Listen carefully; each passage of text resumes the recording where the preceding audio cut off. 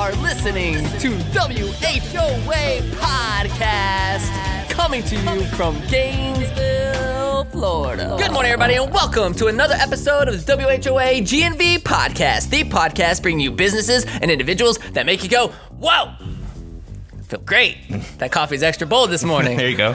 My name is Colin Austin, and I'm your host, and my guest co-host is Michael Dees, the COE, the chief of everything of New Scooters for Less. What is up, man? Not much, man. How are you doing this morning? I'm great. Good. Yeah? Yeah. What's going on in your world? Let's see. What is going on in my world? So, let's see. This podcast actually airs on Memorial Day, right? May 27th? Yep. So, good time to reflect and remember those who have served and thank those who are serving. But many thanks to everybody that has served. My dad is a veteran, so he was in the Air Force, grew up as an Air Force kid, so very, very blessed to have such incredible people serving this country. So mad love to all of you.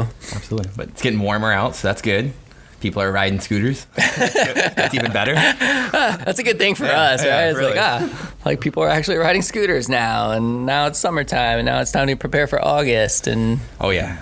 are you ready for that yet? I'm close to being ready. Yeah. I'm close to being ready. Getting everything. It's hard because we have to prepare so many months in advance. Absolutely. Like, for that 1 month. between paperwork, making sure inventory is coming, making sure your space is there, all that. I mean, it's a lot to do ahead of time. Yeah. But we're getting there. Cool, man. Let me introduce you to our amazing guests today. I'm super excited about this. You guys, we have Augi Lye, CEO, and Joshua Javaheri. I always want to say Hari. That's fine. Joshua Javaheri, studio director of Chromatic Games in the house. Hello. I just call Josh Java. I go by He's Java Java. Java Hawk. Yeah. That's how Man, you just brought He's me Java to me, man. Java. So you guys, welcome to the show. Thanks for having me. There's so much happening in y'all's world right now, and I'm super excited to dive into it. Not 8 a.m. This is the most energy I've ever seen at 8 a.m. People are always like, Colin, how do you have so much energy at 8 a.m.? I'm like, I put on a good Synthetic show. energy. Synthetic. It's like lots of bold coffee, man. Caffeine just energy. get it flowing. Yeah, you guys. With caffeine. Oh, wait, you got some time? I feel great. I just came back from the gym, so I'm like, Oh, man. Really? You were You stretching already- out, doing your post-workout stretches. Oh, You yeah. did that already? oh yeah. Oh, man. I like dead. my mornings. My I head's can't not have my mornings anymore. Yeah, so are you a morning person? I am now. You are. Okay. For I'm like the slowly last year. becoming a morning It's person. hard in the game industry. Most people I probably wake up at like 9 or 10. I feel like. You Yeah, guys. we used to have like a partner that would come in at 1 p.m. every day, Yeah. but then leave at 1 a.m. Yeah. And that was every day, and he expected everyone to be on his same Well, no, it schedule. would shift too. It would shift by like 10 minutes every day. So eventually there'd be like a hard shift. Back Yeah, to yeah, like there'd 10 be a a.m. reset. Yeah. And he would drive like migrate phone. people nuts because like they're like, "Am I supposed to be up at 2 a.m.?" We don't know And anymore. the answer was yes. So would he be one of those guys that's like texting everybody else? I need this of you Yes. at 12:30 Come a.m. in now. Yep. Build is Definitely done. happens. Start testing. But it's 3 a.m. I don't care. It's Christmas. It's Christmas. True story. That's funny. So are you a morning person or no? You said you're No, slowly becoming like, one, I'm but slowly like becoming because of I don't even know what necessity. that means. Does that I mean? mean, I'm gonna be honest. Like between 18 and 28, I would always wake up at noon. Yeah. That was my thing. I was in college for like 10 years, so like I had no reason to wake up early unless I had a class, and then I'd probably like sleep in class if that's the case, and then start working, and like my first year working with Amir Rubin, we had scrums at 9 a.m. And I was like devastated. I was coming like 30 seconds late. And whenever you came in 30 seconds late, you had to put $1 in a pot. I'm like, fine, here's $10. I know I'm going to be late. Buy some For the time. next Buy 2 some weeks. time. Literally. Yeah. Buy some time. Put it in the jar. Well, that's cool. I know you guys have seen a little bit of our format, but one thing we like to do is kind of dive back into our origin story a little bit, like what got you guys to Gainesville, and then what led to the creation of what was Trendy Entertainment and is now Chromatic Games. So, like, why don't you guys walk us through that story a little bit? Whoever wants to go first. This is open discussion, baby. Tough because there's a whole history even before Trendy. It's more like the history of of games in Gainesville. Games in Yeah. Gainesville. It really is. It's, That's awesome. I want to hear about it. It's the same group of people, really, for almost 15 years. even more than Yeah. that at this point. When I was in high school, in '99 actually, and so I grew up in Gainesville, so that's what brought me here. So I've just been here for a while, but growing up here, I was never super into gaming, but I felt like I grew up in the sort of like what do you call it, the like Renaissance. the golden era of like social gaming, right? And N64 and just having friends come over and play games. But I never really cared about game development I never thought about game development as a viable, career progression until the early 2000s, where you had these games coming out on PC, and if you owned a PC, you could start modding games. So that became a thing. And so as a creative person in high school, I started looking at that, and there's all these little communities that started to pop up online for modding, and you'd talk to people all over the world. And one day I remember seeing a post on Masashi.net, which was a modding forum for Jedi Knight 2, Dark Forces 2, something like that. It's an old first-person shooter in the late 90s, where people who were making like levels and creating new content for this game that wasn't supported anymore. And there was this person looking for help. His name was Jeremy. And I didn't really read the message, but I noticed his email was at ufl.edu. So I'm sitting here, and I've been kind of in my own bubble working with people from Denmark and Canada and like people from all over the world. And I see an email from UF, and I'm like, oh shit, I need to. So I like internet, and I sleuth. I figured out, this guy's name. I think I found his like phone number in the UF directory, and we just talked for a couple hours and became friends. And so that was probably around the time when games as a profession, as an indie maybe profession, was materializing. And the industry was very different back then, not like it is today. So it wasn't as accessible, wasn't as easy. But throughout the course of several years, we made a couple of games. We had a couple of failures. This is all while we were in school. This is like a good group of friends. We all kind of met. A good core group of friends. We all met at UF. We all went through the digital, arts and sciences program at UF. One of the first programs for game development that I'm aware of in the Southeast, and obviously I'm a big advocate for Gainesville. So. One of the things that was important for me was to be in Gainesville and near my family. So I started looking at game development as a viable career progression. And 2000 and probably 2009, you met Jeremy. Yeah, separately, I think. Yeah, that's another story. So like, at the time in 2008, 2009, I was playing in a piano quartet trio. And my pianist was Afshin Tafigian, Afshin Cohen now. And Afshin was y'all's... He was part of our group. He was y'all's composer, in-house composer, sound guy. Mm-hmm. And we started playing gigs, playing concerts. And around 2009, Jeremy, Afshin, and a bunch of you were laid off from your studio. And, I know Jeremy was thinking about moving to like Michigan, some studio there, and a bunch of people were thinking California. But I was like, hey guys, let's start our own studio. All the talent's right here. It's right here, everyone. Was this like over drinks or something, or you're like literally just? I wasn't. It was literally. It was me and Jeremy. I had already left. It was at 101. Me and Jeremy were at like 101 at a bar, talking, scratching on napkins. Isn't that how it always begins? I had some marginal success with another startup called Tone Right, and I was like, hey guys, I bet I can raise some capital because games are hot, So, and it was right around the time too when you had, so iPhone had just come out, right? It was 08, 09, something like that. App Store for the iPhone had just come out. There's this shift towards indie, right? Where developers didn't need a publisher anymore. Yeah, Steam started getting attention. Right. So it was like this emergence of what's called digital download, like the ability to just download a game either on your phone or on your PC and play it and skip 3 middlemen. You don't have to go to Walmart anymore. You don't have to go to GameStop. You can just immediately go to a website and download a game. That was sort of whoa in 2009, 2010. That was like, yeah, but do you guys just thing. automatically have the mind of like, all right, we can figure this out. We can do this.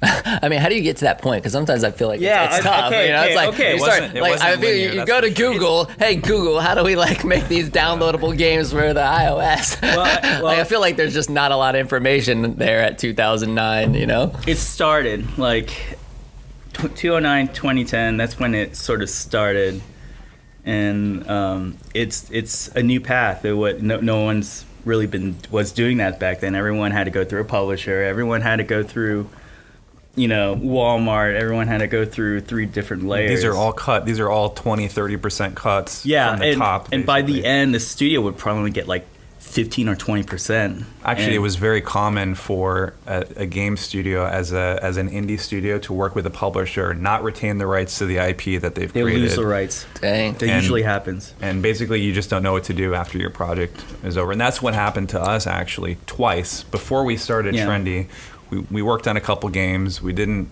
retain the rights. We sold our souls to the publishers. And so we made it a goal when we started Trendy. We're going to own the IP. We're not going to give away creative control.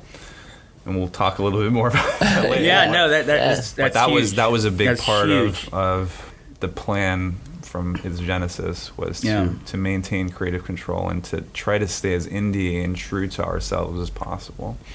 Cool. Yep. Then what? Oh yeah, So you like piece all these people together and we just said, pieced hey, them all let's start a together. company? We had a good core here in Gainesville. We had a fantastic initial core, and then I think the next thing was like, all right. I remember me and Jeremy sat down and we were like, all right, here's what we want to do. We need to get from A to B. What to guess from A to B? Oh shit, we need to raise a lot of money because to make any kind of game takes a lot of people, and it's going to cost money. So all right, how much do we initially need to raise? It was like Software we looked at the development is numbers, very expensive. and it's like, oh, we need $100,000 just to begin. I'm like, okay. So immediately, oh man, this story. You're like is calling good. people. What do you do? No, you directly calling people like, I need money. That never really works. You have to be sort of psychological about it. So what I did, was I called every CEO in town, and didn't say I need money. I said, can I borrow your conference room? I have a big pitch coming up. All right. Yes. I'm just learning about this. Yes. This is great. This is what I love, by the way. It's like you like start diving deep into this stuff. If you immediately go up to a girl like, hey, you're pretty. Can I date you? They'll probably say no, especially me. But if you go and say, hey, who's your friend over there? It's the same thing with investors. Like, hey, can I borrow your conference room because I'm pitching to these other investors? Yeah, what do you do over there? That's what I do. And that's when the questions are like, oh, so what? I'm not interested in you actually. I just want your conference room. And it worked. That's the best part right there. And it worked. Yeah, so one of our pitches. Actually, I think you were. Yeah. Oh, everyone's there. Gosh, it's funny. So I called Ken McGurr and I was like, "Hey Ken, can I borrow your conference room? I'm pitching to a publisher." He was like, "Yeah, sure. What are you pitching?" Pitching this video game. And Ken was like, "You can use my conference room, but can I sit in the back?" Lost its connection. Alexa's freaking out back here. Wait, can you unplug it, please? It's done that a few times this morning. So you can sit in the back. I hope Ken doesn't get mad. I don't think he knows this story. You guys are okay. Yeah, you guys are okay. Yeah, guinea pig he of did the fine. Ken did fine in that deal. So he was sitting in the back, and we should just play the game for like 2 hours straight. Yeah. That was it. Just playing the game for 2 hours straight. So for context, though, a lot of us weren't making any money, right? Yeah. Typical startup fast, and Yes. I moved back in with my parents just to save a little bit of money, working on some sweat equity, and that was sort of the situation for a lot of the local people. And we were working with a lot of people also internationally, because that was the way for us to get really talented people to Gainesville, because it's really tough to, as we've found out over the last 15 years, it's really tough to recruit like high level game engineers and artists to Gainesville. So from Spain, France, Argentina, I think we had some people in Egypt helping us. Yep. So it was a really interesting experience. It was a good experience to learn how to work with people remotely. And then there was also this interesting internal culture that we were trying to manage. And what happened was, because we all knew that the potential for this game was great. We were all playing this game. We knew that there was something special about it. We all became sort of this close, tight-knit family that bonded over this like shared experience, even though we weren't really making money, and we were kind of like, a lot of us were learning, kind of on the job. It was probably, I still look back on it nostalgically as probably the best professional game development experience, of my life. So you guys had pieced together like a core group here, and then you started borrowing conference rooms, and had you already formulated the company before you started going out trying to find this 100,000? Yeah. Okay, so you knew we're definitely doing this. We're doing this when you played this game and you had this experience, it was an experience that nobody's really ever had, and it's been copied many times over since. So it was a completely new game, a completely new genre that really defined something new and interesting. So we knew from the beginning that it was going to be something that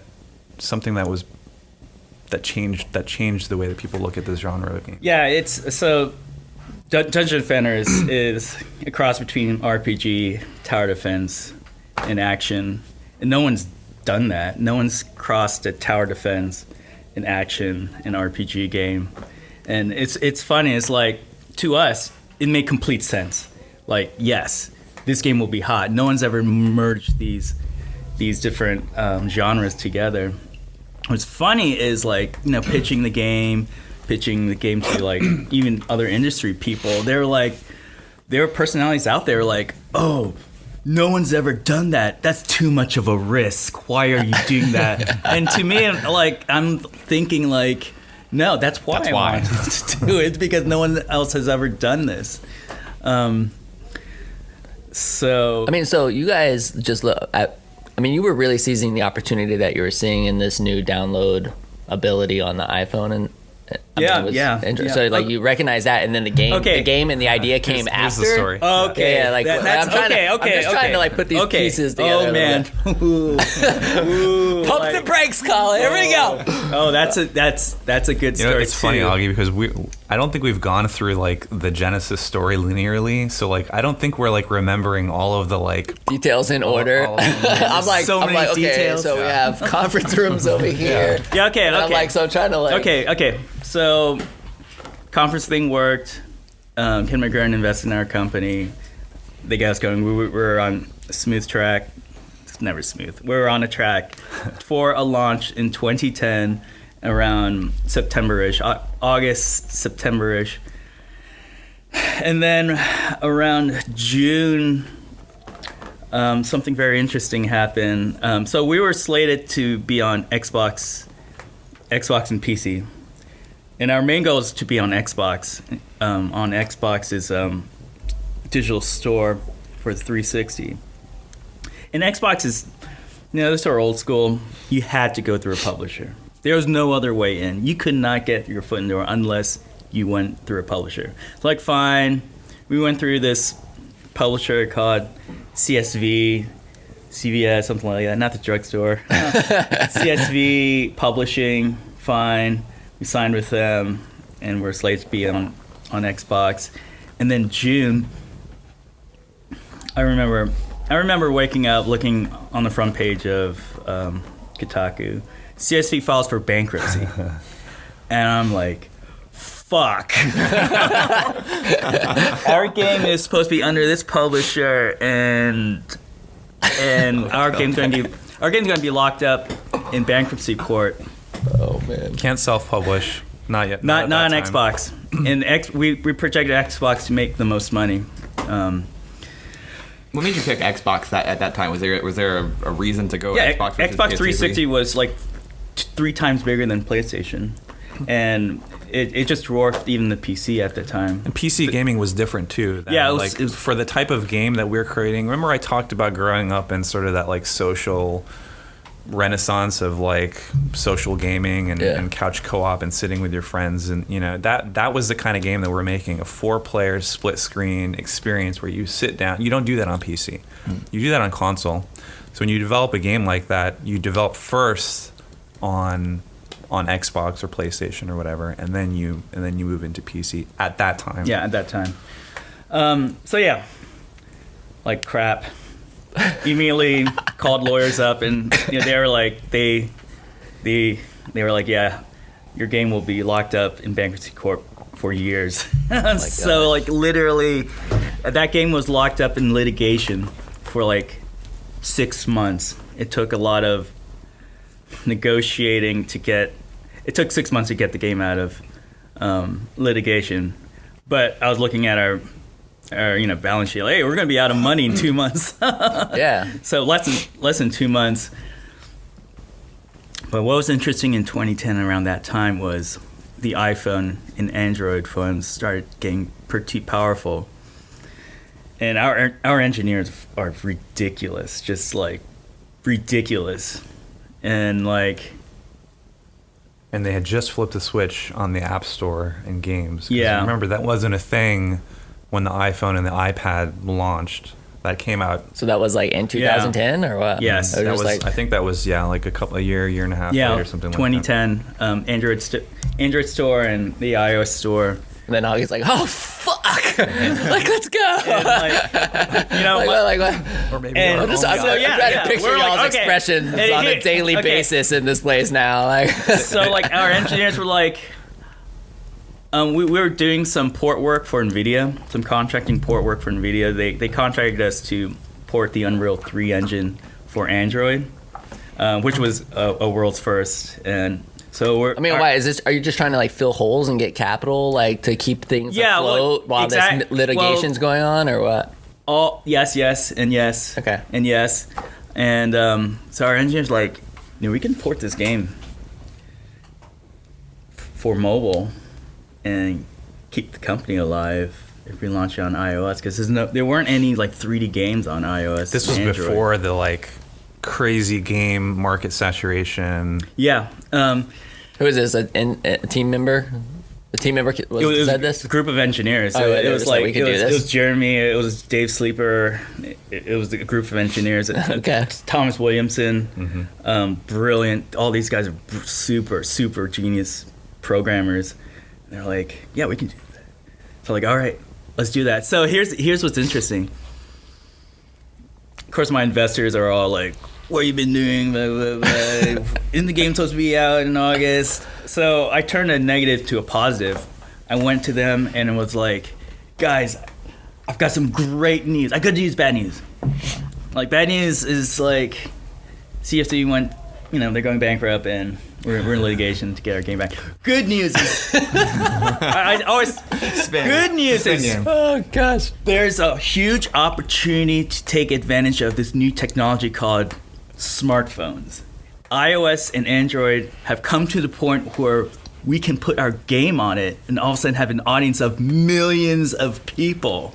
And they were like, yes, how much money you need? I need this much money now. And it worked. I raised another like 150, 200 doing that. And we launched on iOS and Android December 2010. I think it was supposed to be on Christmas Day. No, we had two launches. The iOS launch was December 16th, and the Android launch was Christmas Eve. Look, all I remember is that we had a It was launch a blur. party. We didn't sleep for 2 months. Yeah, I'm sure. Everyone was in crunch. Yeah, it was fun. Honestly, I like that. Yeah, I like that too. It's funny, like we're nostalgic about crunch, but like Nobody else is. no one else is. Yeah. Most people are like, oh my god, no. But like we're crazy nostalgic about Crunch. Maybe that's because I didn't have, a girlfriend and all this stuff. So I had like a cat. I brought her to the office. Yeah, you would cat in the office like, I couldn't leave her at home by herself for a week. We had a launch. We had like a little launch party at, what was it called? The wine. Yeah, Alcove, the place downtown. That's not around anymore. I think it's anyway. So we're all there. All the guys are there. We're all excited. Hey, we launched. And what happens? We get a call from Jeremy. Come back to the office. We have a bug. So everybody at the launch party goes back to the office and starts working again. And that's what I remember. Do you keep your cool during you guys? You have to keep cool. Yeah, you have to keep your cool. I mean, we just know that I'd be freaking the fuck out. In fact, we have to keep our cool. Because if we don't keep our cool, other people will see that and they'll spread toxicity. Yeah. And you don't want that. So, So get back in there on what, Christmas Eve? Whatever. Okay. It was Christmas when it was December. It was Christmas Eve. It was 24th. Yeah. And we all piled back to the office, and we were there till 8 a.m. I don't think anybody complained. No one complained. I don't think anybody complained. I mean, I think we look back at it as a funny story, But those are the kinds of memories that I think of when I think of Trendy. And there's a whole nother 5 or 6 years after that are just a blur to me. I don't know. So the game comes out. And you guys fix the bug, and it does. At number 6 on iOS. It peaked at number 1 for a week on Android. Is it just because it's one of the few games that's on there, so people see exactly. it? And there wasn't saturation at all. Because you're not marketing it, right? You're not doing anything to really promote it. There were a couple of other marketing beats too. So we were the second. So Unreal is a game engine. It's probably the most popular game engine in the world. We were the second, I think, Unreal game on iOS behind Infinity Blade, which was a very popular game by Epic, the makers of Unreal. We were the first Unreal game on Android, I think. So those were two big marketing beats for us that I think got us a lot of publicity and showed what games could look like on mobile, right? The potential for games on mobile. Games are actually becoming viable and not solitaire and, whatever, poker, right? But right. But actual 3D experience. Yeah, it was all the other games were card games, whatever, 10 megabyte games. Right. Our game was 800 megabytes. It was nearly a gig big. It was so big that on Android, it would not fit in the store. I remember playing the game, and the phone would heat up, and I swear if you let it go, it would oh, yeah, it would get so hot, you could hardly... No way. We had to host our files on separate servers because the game was just too big, so we'd have the initial install on the Google store, and then it would download stuff from our servers. And so the game I forgot about that. Yeah, no, it was, and Android was really weird because there were a bunch of companies making Android phones using all sorts of chips, and they all used different texture compression methods. Yep. So we had to have 4 different kinds of assets just for the Android version. That was a nightmare. It was a nightmare. It was an absolute nightmare. Technical challenge. And then had to deal with everyone stealing our game, but loading our servers. So I mean, what you guys did? What was the play to bring money in? Was it you're just selling the game? How much was the game being sold for? The game was $6.99. Retail game, iOS, Android. We eventually patched it to include some in-app purchases, so we were experimenting a little bit with that. Experimenting with that. That did pretty well. Yeah, no, it floated the company. On iOS, made about $1 million. On Android, interesting. In Android, on the store, did not make as much money. We made about $1 million just from licensing. So I walked to Google and negotiated them. They bought a license. Google bought a license of Dungeon Defenders for $200,000. Same thing with Sony. They did the same. Same thing with Motorola. So we made about the same on iOS and Android. Only Android because of licensing deals. We would get pre-installed on some of their gaming devices and things like that. So it's interesting. So there were a couple of plays there, but yeah, that's cool. Yeah. So what happened next? This was all in 2000. So this game comes out late 2010, early 2011 on iOS and Android.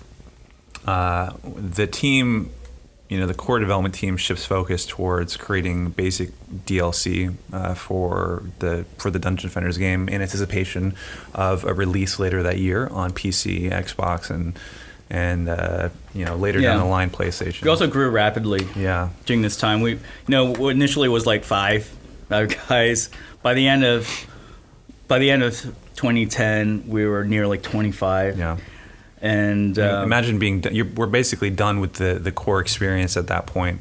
So it's scaling up. It's starting to work on a second IP, a third IP, thinking about what the future means, and then planning for the eventual release. That's that year basically. So as soon as like the game comes out, you guys are instantly back into like what's next. Like before that, actually, yeah. There's a few months typically before you submit.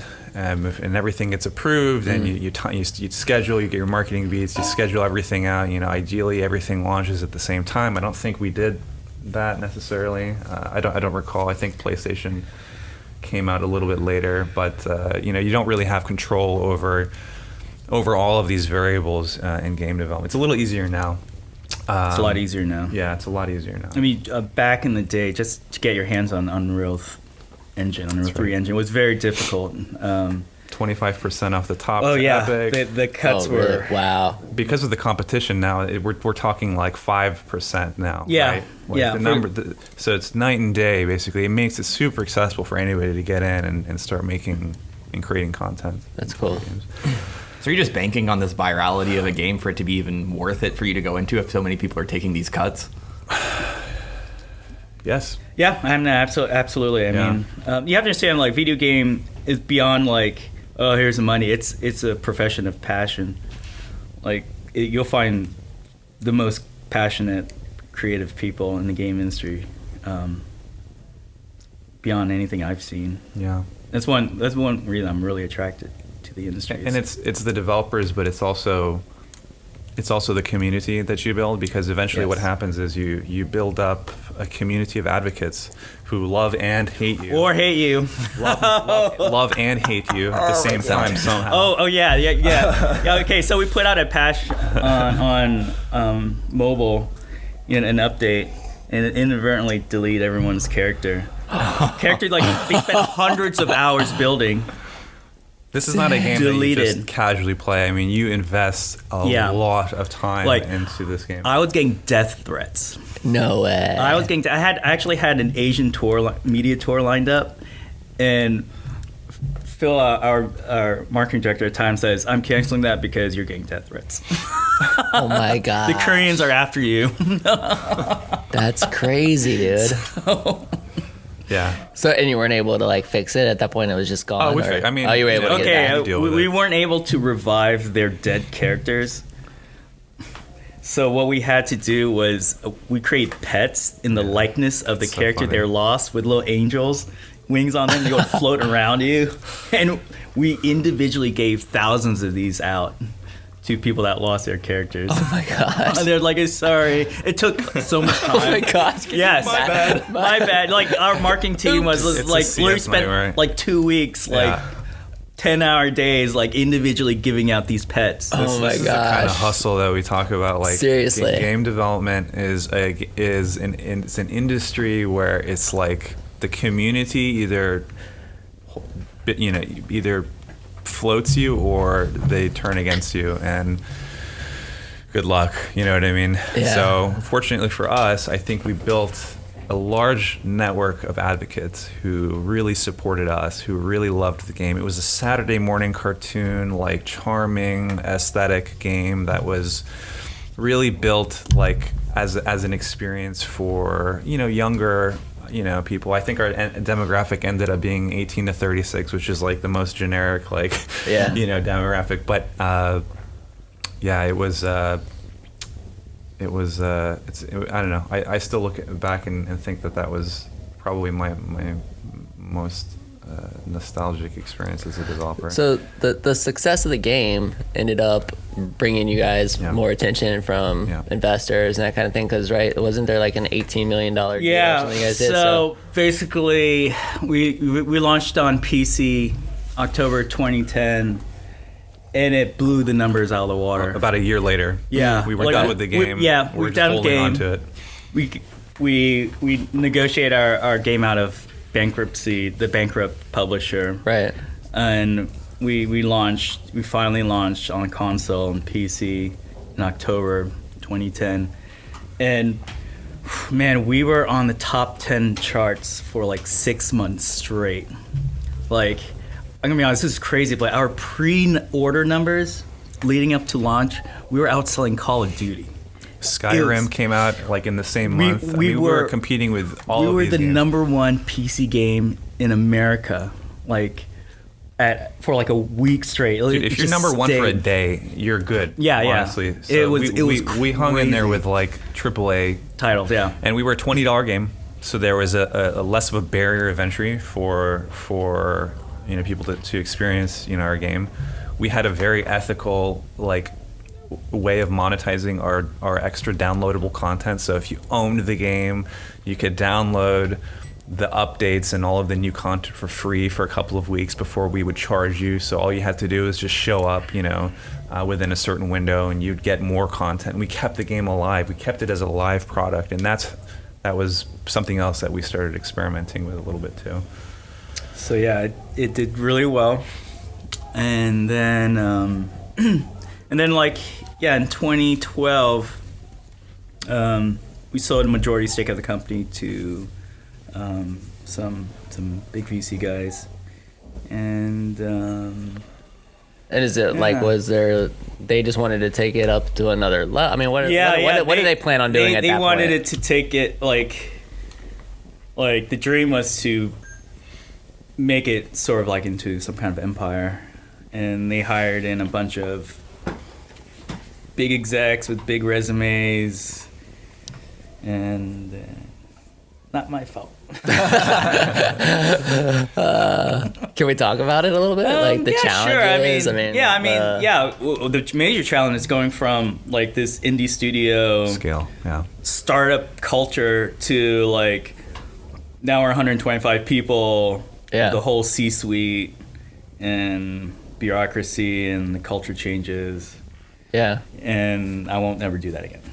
It's just not fun. I mean, so you let. Okay. Yeah. I mean, that's it. That's interesting to hear. It's going from small, where everyone's small family basically, where everyone knows each other, hangs out. Of course we have differences, but we work it out to 100 plus people, and blah blah blah blah blah blah. I mean, so what we're getting at is this big, when you scale and you're used to such a small team, managing such a small team, and the creative decision making is kind of taken away to some extent, and you're given a prerogative to create a game that maybe you don't want to make, or maybe your players aren't necessarily looking for. These are some of the situations that we found ourselves in. And for me, it was strange because I'm in New York at the time. I actually moved up to New York to be with my now wife, Irina. And so I'm experiencing this paradigm shift within Trendy in a very different way than basically everybody else at the studio is experiencing it. There was, obviously there was some growing pains and learning to scale, and I think that there was probably some people put in positions that were compromising to them or didn't necessarily fit their skill set, or maybe they weren't necessarily passionate about what they were doing, and we had a big shakeup. And I'm sure you've seen the article. Trendy was notorious for a good amount of time as the studio from hell. There's a big expose written up about management, and I was involved, Augie was involved, Jeremy was involved, all of these core people who had created this experience and now were leadership, in this studio that had scaled, were being picked apart and harassed by, toxic media people, getting random texts, and there was a group of people who, perhaps rightfully so, and it's hard for me to say because I wasn't actually physically there, but they thought that they weren't being treated well, and I can't speak to it because I don't know, and there's probably some truth to that, because I think knowing what I know about how difficult it is to maintain, control and having your baby, your IP, this game. It's next door. He's like, what's that sound? It's our boxing gym next door. They hate me, apparently. What are they doing at, like... They're working out. We're going to go over there and ask them to keep it down. But long story short, we definitely hit a point in which something had to change, and that was a point in the company that a lot of us look at as kind of a turning point culturally. Augie was effectively, slowly pushed out of management. Jeremy was kicked out. So, we had a situation where really the stakeholders, the people who made this product from the beginning, weren't necessarily involved anymore. And then we hired some Batman to fix it, to come in, to swoop in and save the day. And I think that for them, they saw it as an opportunity for career growth. But I think that for a lot of these people who were now put in charge, it was perhaps a little less focused on the altruistic, like for the good of the company, and maybe something else. I don't know. But long story short, again, we canceled what we were working on. We reshifted after this article, and we had a big PR nightmare that we had to solve. And slowly we started putting the pieces together and doing damage control. And over the next few years, we sort of started to change the reputation with our follow-up game called Dungeon Defenders 2. And, it was a free-to-play product, which means that you were completely removed the barrier of entry, so anybody can just download the experience, the game, and play it. So it's more of a volume over... it's more of a volume approach, basically, to acquiring users with what we would call ethical monetization. Again, basically purchasing cosmetics and things like that. But the game, Dungeon Defenders 2, over the course of the next few years, it never really felt the same. There was some magic missing, and I think it was a direct result of the stakeholders who were part of that initial like secret sauce. They just weren't around anymore, and they weren't able to contribute in the ways that they probably would have should they had been involved in the process for the sequel. And so I look at it as perhaps a missed opportunity and some poor management. But I also saw that for a lot of us, it was a really good opportunity to grow professionally and to learn a lot. And I think, Augie will talk a little bit about soon, a little bit about what happened in December. But, for me, I saw the whole experience as a way for me to just learn. And I'm going to still, a lot of us need to sit down and still digest and like figure out what the takeaways are from the last few years at Trendy. But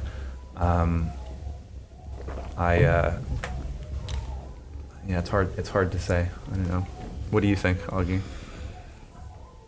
I'm just amazed how much fun these guys across it's the reason we record this so early, yet they still manage to like record. It's crazy how much they do this, and people, you really don't. Boxing? For everybody who's listening to the show right now, you really don't understand how loud it is until they're literally on the other side of the brick wall. Can we please go tell them that? It's fine. I'm just like, it doesn't bother me at all. I can't. It bothers me because it gets in the recording of our show, man, and it's just like, jeez. I'm gonna have to start recording these at midnight when I know they're not there. Really, it's funny. Like Josh is having this heart to heart, and I just hear just screaming on his side. I don't know.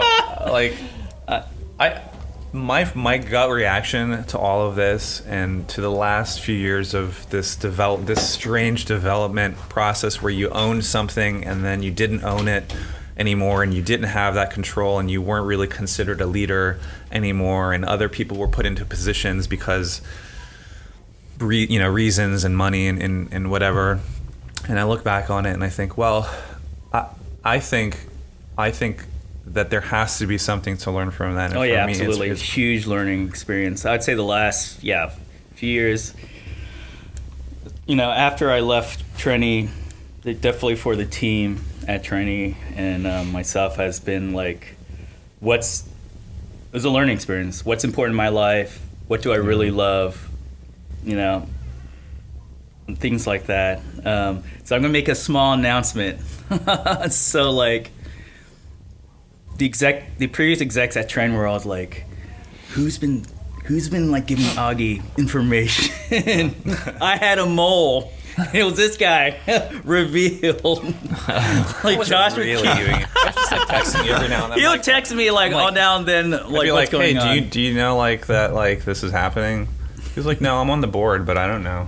Yeah, like it was like I was on the board, but like information sharing was like zero. Like the execs at the company weren't sharing information. Have you seen Silicon Valley?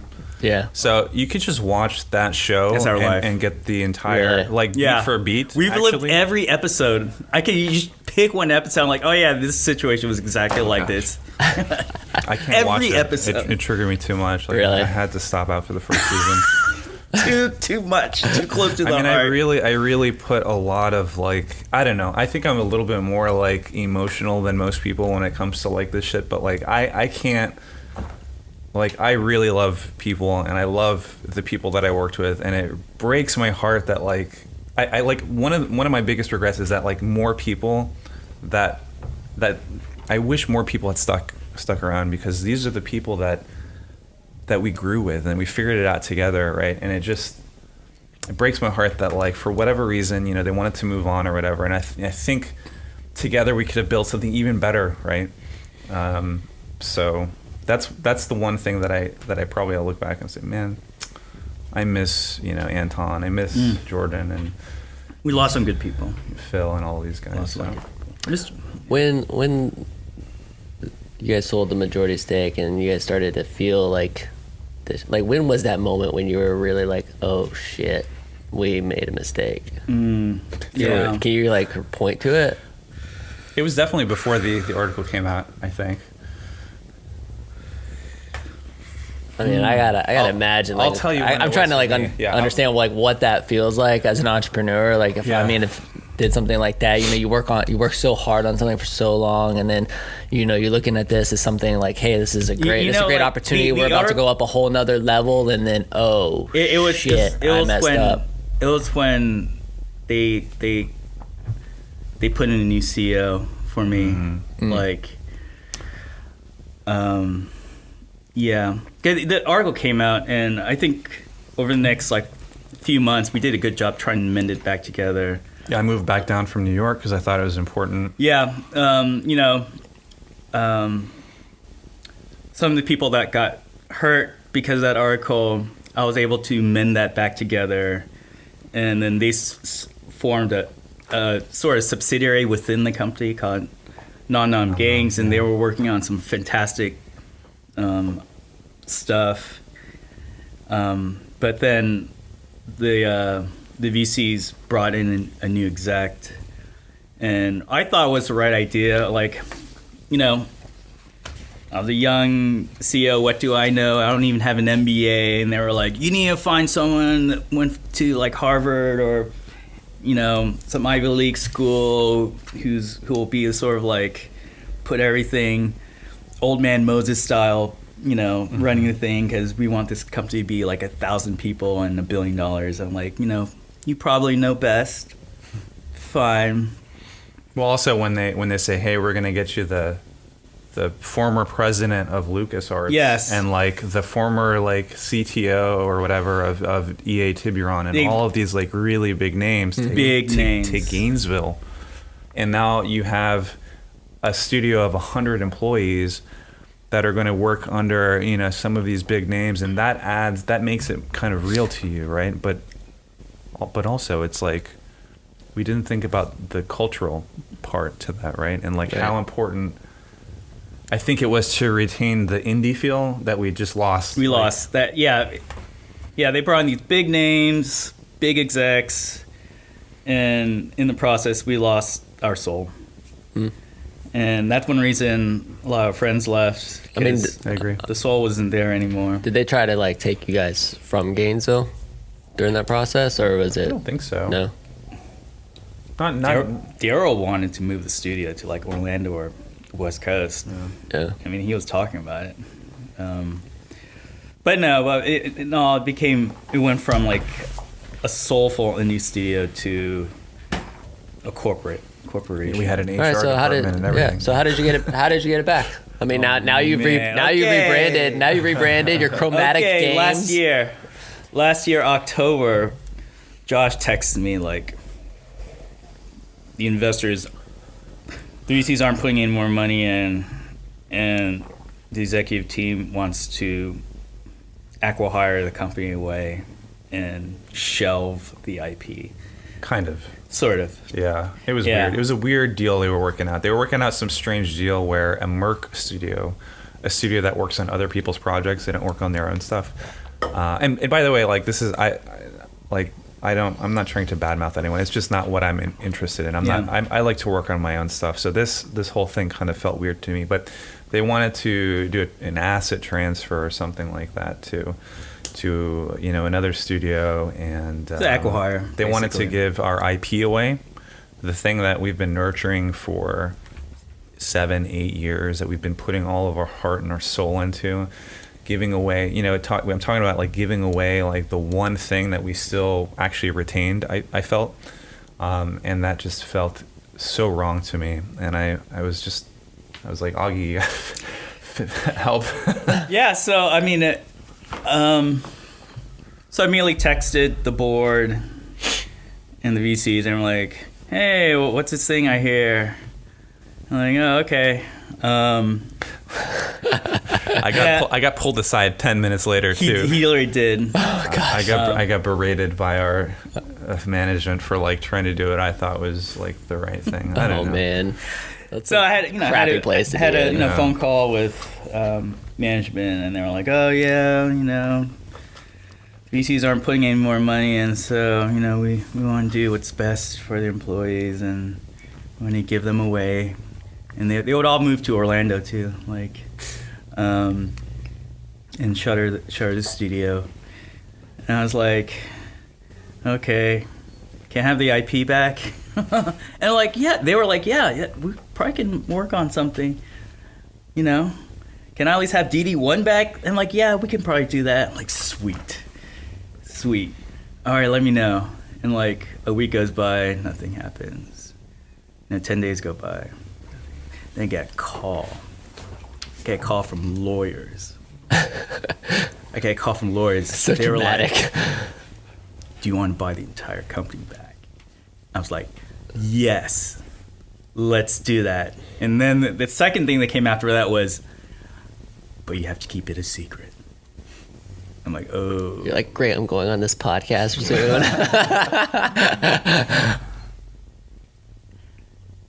And then two and a half weeks later, I walk into the office. No one knows. Like, you knew the night before. Yeah. I texted you. You're on pain meds So too. I'm like, I hurt my back. I'm sitting there. I live in Union Street Station, right above Mark's Prime. And Augie texts me. He's like, "Hey, come down. We're at Mark's Prime." He's with his Charlotte AI group, and I don't know, he's got like 8 companies. I don't know. Yeah, for everybody who's listening, that's what Charlotte AI is, another company. Yeah. So he's sitting there with Augie's like got a lot going on. group of 10 people. I don't know most of them. I'm high, basically on pain medication because my back is killing me. And I stumble in, and I'm like, what's going on? He's like, "Yeah, I bought the company." I'm like, "Okay, cool." And I walk back upstairs. I'm not even like, I don't understand what's happening. Right. And you probably thought, man, he doesn't seem he'd be very more excited about that. Yeah, I thought he'd be a little more excited. And then I remember waking up going, "Oh shit, like something's gonna go down." And so they came in the next day. They did a. Oh, you weren't like, I bought the company back. I'm sure you were. Oh no, I was going nuts. Yeah. Like that was. Yeah, if anyone's like closed major deals, it's a lot of. It's very difficult. You have to deal with an army of lawyers. Yeah. You have to check every box, and typically these deals take 6 months to a year. We did in 2 weeks. It was the fastest deal closing I've ever witnessed. Well, I don't think we had any time. So what? This launched a new rejuvenation. You guys rebranded, decided to go to Chromatic Games. It was tough. So a lot of people didn't even know who Augi was at the studio. So Dude, isn't that crazy to you? Yeah. Was it that all right, maybe not. Well, so much was happening. There was no time to feel. Yeah. It was just You're just let's go. Dude. I love that. So he brought in some friends, some old friends from early Trendy days to help kind of transition the team. We had a little bit of atrophy, but it was really about saying, hey, what do we have right now? Who here is going to step up and help lead this? The idea was to sort of elevate from within, right? We don't necessarily, we're long gone are the days where we're going to try to hire Superman to fix everything for us. Sure. We're going to empower the people that have been here, that have put the time and who have been really passionate. I think one of the coolest stories is actually our creative director right now, Colin Fisher. I think they wrote an article about him in the Gainesville Sun or something. Yep. Maybe a month or two ago.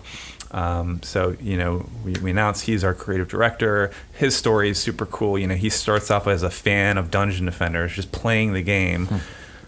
Up, flies in from Chicago for an internship that lasts 3 months, and just hustles, fills in gaps, works with marketing, works with this, works with community, starts to get into design a little bit, and then all of a sudden,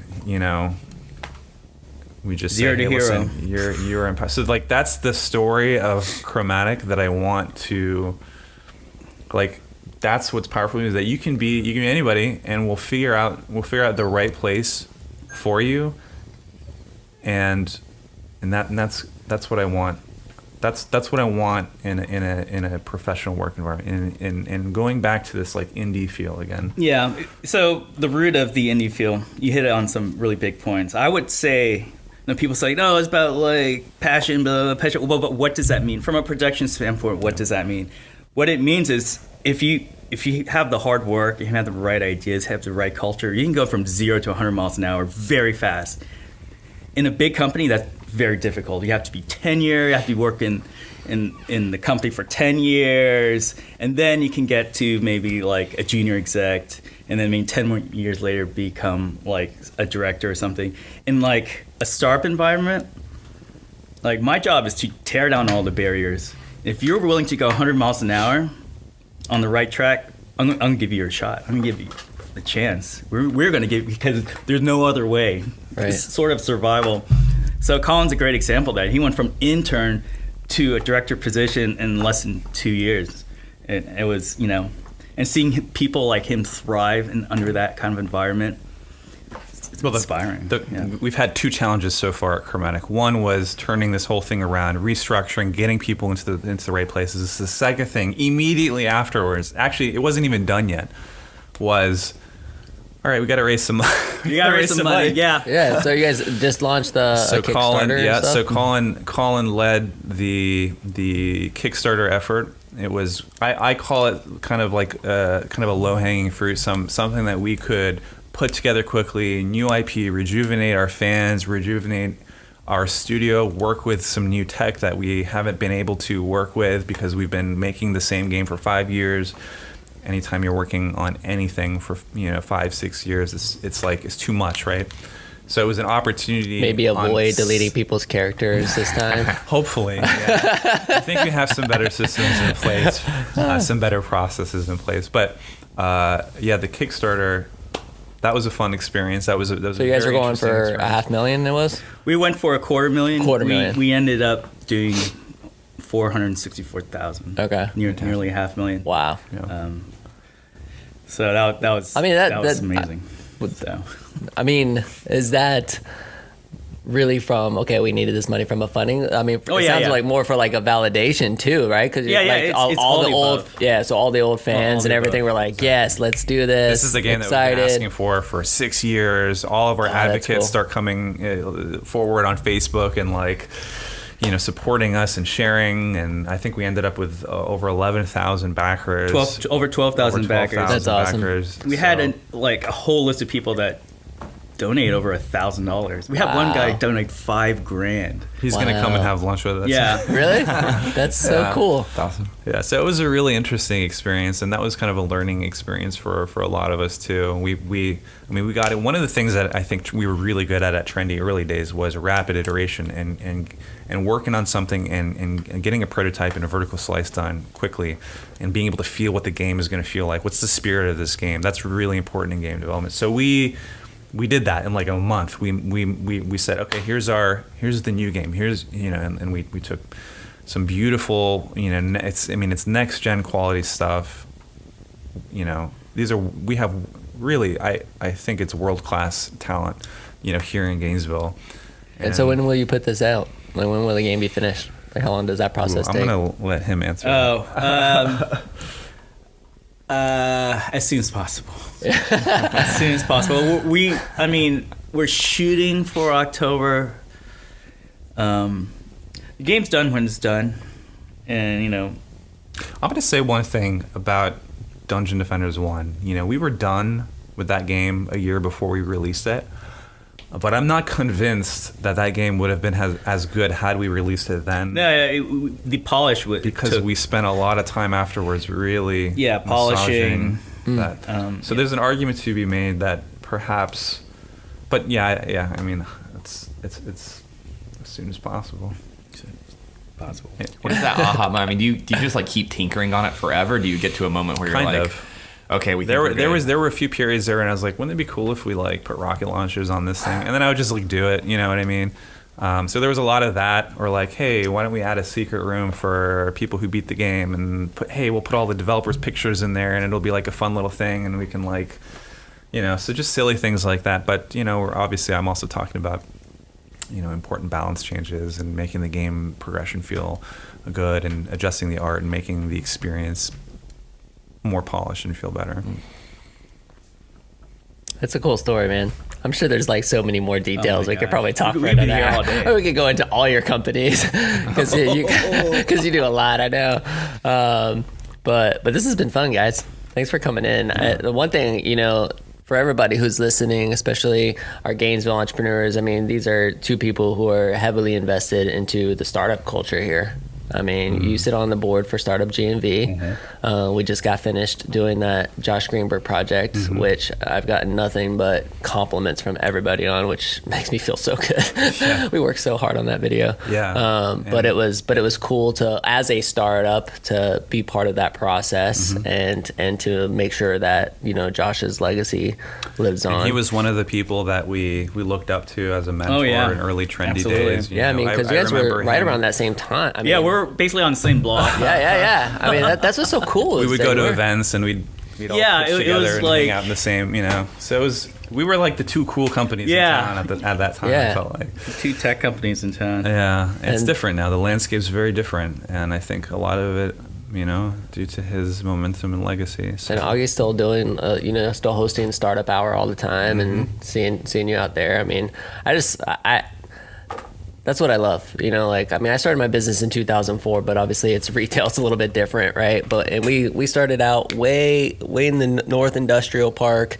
I had to figure out so much on my own, and then now seeing this evolution and the startup culture that has really built here in Gainesville, and just the support, it's just a cool environment to be a part of. And so I appreciate everything that you guys do to invest into that startup culture. I just want it to continue to radiate here in Gainesville forever, because it's super special. Yeah, I'm glad that you brought that up. I feel like it's hard to do anything great without like other smart people, and surrounding yourself with like-minded, talented, smart people. That's the way to do great work. And I wouldn't be passionate about entrepreneurship or Gainesville in the same way without Augi, and I know that a lot of people feel the same way, or they have a mentor out there who's kind of pushing them in a similar direction. It's rewarding, it's frustrating. There's a lot of ups and downs, but if you can do this, honestly, if you can survive doesn't mean succeed, but if you survive, I think you'll learn a lot about yourself, and you'll grow as a person and in your relationships, outside of the work life. So I'm very grateful to you, Augie, and to all of the people that I've worked with at Trendy over the years, here and there and gone and past, and I hope that we can continue moving the momentum forward. JoshGreenbergDay.com.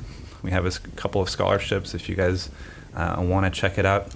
Watch Repaint the Walls. Amazing, beautiful video that they created in memory of Josh. And that's all I got. Cool. Anything else for our community out there, guys?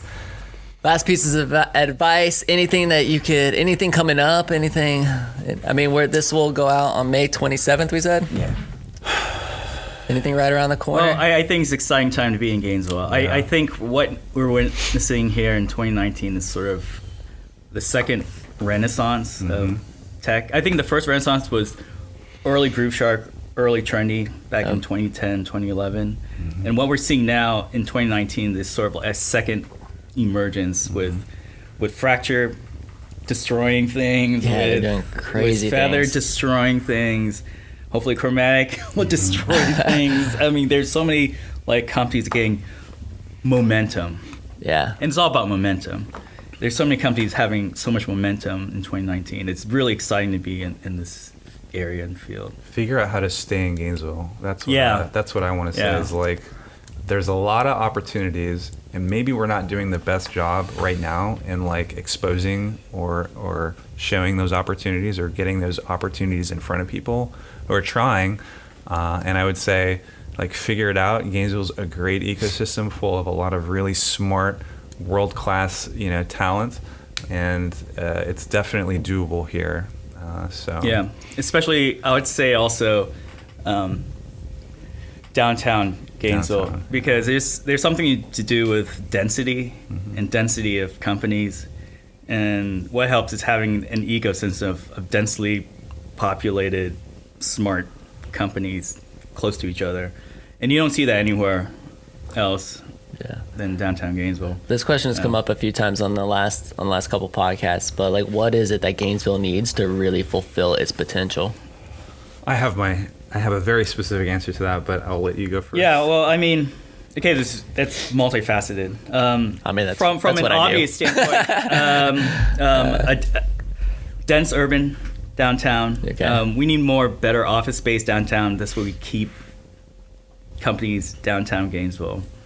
That's one facet. From a monetary standpoint, we need to have a lot of traction with angels that identify Gainesville as a hotbed for tech, and which is starting to happen. Like this week, an angel from San Fran is flying in, and he's actively looking for companies to invest in. It's him and a bunch of IPO Square people.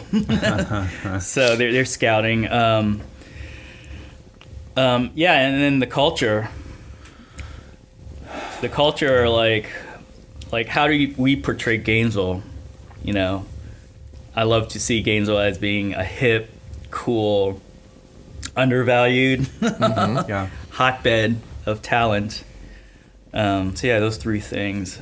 Cool. Sometimes it's tough to get caught in the crosshairs, right? There's this idea that you want to have this densely populated downtown Gainesville area, invest into it, new companies, all that kind of stuff. And then you talk about marketing Gainesville to people. And a lot of people would also say that Gainesville's starting to lose its charm because they're getting overrun by these big complexes, and a lot of things that used to make Gainesville unique is going away. So how do you balance that? Or how do you feel what about they're it? talking about, Butler Plaza. Well, right, but and the Swamp Point. Restaurant is something that's the everybody's last talking thing about I right want now. to see. I want to see downtown become this amazing hotbed of ideas. And, I'm not saying let's knock down the Hippodrome and put a 50-story building, nothing like that. Right. In fact, let's preserve the uniqueness that is downtown Gainesville. Let's take derelict warehouses and turn them into amazing studios, and attract that cool, hip, unique culture that's required to do all these amazing tech companies. Well, a lot of people find it easier. A lot of developers find it easier to just go west and knock down a bunch of pine trees and build Butler Plaza, which I'm like, that's not how you do it.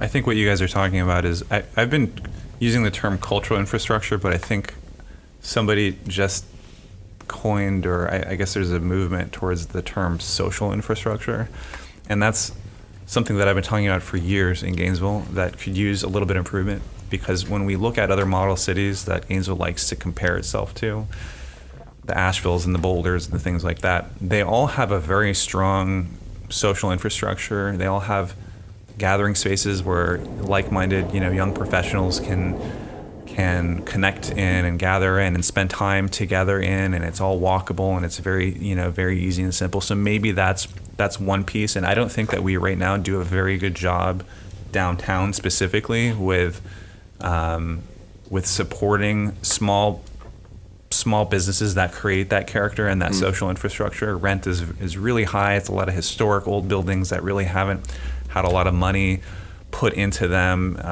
Maybe the city could do more to support. But like you said, I feel like there is a competing, like there's like a friction in between like young professionals and perhaps I don't know what this other group, that because I don't think that these two ideas are mutually exclusive. So where you can't breathe new life into a space but also not develop that space. I'm a big proponent of building up. I think that's healthy, and especially if we're looking at a space in an area like a downtown urban core where we want to add density. We want to have people living there and working there, and live, work, play, the whole Gainesville motto. I think that's all very important. But I actually think the more that I have looked into the scene and the commercial real estate and all this, I think a lot of it's really dictated by developers, to your point. And, if cool, unique concepts like a brewery or something like that, it really needs to start with affordability and the city kind of coming in and saying, hey, let's make Power District and do it the right way. And allow people from Gainesville to shape that, right? So that's kind of what I think is really missing when we've tried to recruit people here to Gainesville. It's been a challenge because there's not a lot to do in Gainesville as a young professional, somebody who's not in college, and they don't want that like college midtown life, right? Maybe they're settling down, or maybe they're whatever it is. There's like that middle gap between like college and starting a family, and I would love to see downtown grow more in that direction to help this demographic feel more comfortable and more at home. So that's what I feel about. Love it. Yeah, That's awesome. Anything else, Mike? No, I mean, I think that nails it. Like I always struggle seeing like the things that I grew up when I moved to Gainesville, like the linchpin things. A lot of them restaurants, Burrito Brothers, the Swamp. I've probably never been to the Swamp but 3 times, but I don't want to see it go away. It's like it's part of Gainesville. Yeah. And so it's tough to see like all these things, like the Alligator Building, the original one, all this stuff gets leveled for these complexes. And I would love to see them do exactly what you said, is take these buildings like that one specifically, instead of leveling it, breathe new life into it, keep that charm there. But I think it's interesting because I do feel like sometimes the tech side of things wants to compete, or feels like it's competing against that. But you made a lot of good points. So it's good. Cool. Awesome. Hey, guys, thank you so much for being here. That's awesome. Appreciate it. Cool. Hey, my man, happy birthday. It's his birthday today. Today? Yeah, today. Today's April 23rd. Not May 27th, everybody, but April 23rd when we're recording this. It's Java's birthday. Hey, everybody who's listening, do me a favor. Go to iTunes, Facebook, wherever you listen to the podcast, and leave us a review. Tell us how we're doing. Just, tell us where we could get better, make things, improve. Any good feedback, or feel free to hit me up on Instagram, DM at Colin Austin. And just, I want to know where you guys would like to see the show go in year 2. We are now in episode, what episode is this, 55? Episode 55. We are now I feel like we are well into year 2. There you go. So, you guys, thank you so much for the support. Thank you for listening. This is the WHOA GNV podcast, the podcast bringing you businesses and individuals that make you go, whoa. Whoa. Why didn't you do it? I just wanted to hear. I was looking at you and I was like, And you just kind of Whoa. We could do it again. We could all do it if you want. make you go, whoa. There you go. See you later. Bye.